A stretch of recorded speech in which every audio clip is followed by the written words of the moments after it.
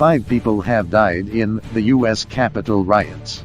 But the farce of the election has not yet ended.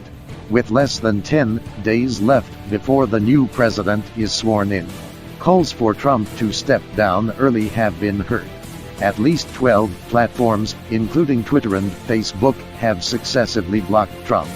House Democrats, led by Pelosi, are pushing back against Trump by impeaching him for inciting riots. Trump will be the only president in American history who has been impeached twice. The political liquidation actions taken by the American elite undoubtedly continue to pour fuel on the flames of anger that has not yet been extinguished. The media broke the news that Trump's supporters would launch a civil war at Biden's inauguration and threatened armed protests in all 50 states. Recently, American bipartisan battle is constantly evolving into gun violence. According to the latest data from GVA, in the first 11 days of this year, gun violence has caused 1,224 deaths and 950 injuries across the U.S.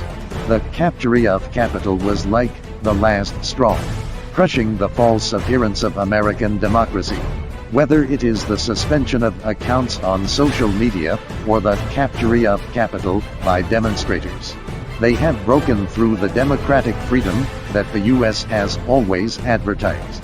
The Capitol Police allowed white radical groups to attack Capitol and law enforcement agencies' strict enforcement of people of color, exposed the distorted racial policy and ethnic opposition in the U.S.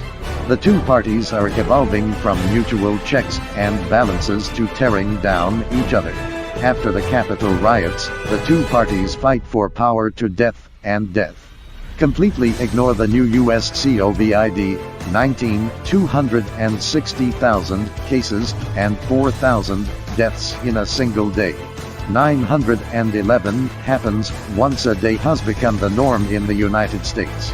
The blood on Capitol Hill and the mess all over the floor have announced to the world that American democracy is hypocritical to the extreme. The U.S. election, which seems to be a political farce, has broken the global understanding of American democracy. The disintegration of the democratic system by polarization, violence, social tearing, and economic difficulties is concentrated in the United States. The riots not only made the slogan, "Make America Great Again" completely empty, but also made the so-called American democracy appear so fragile under the bipartisan battle, and even let the world see the collapse of the democracy beacon.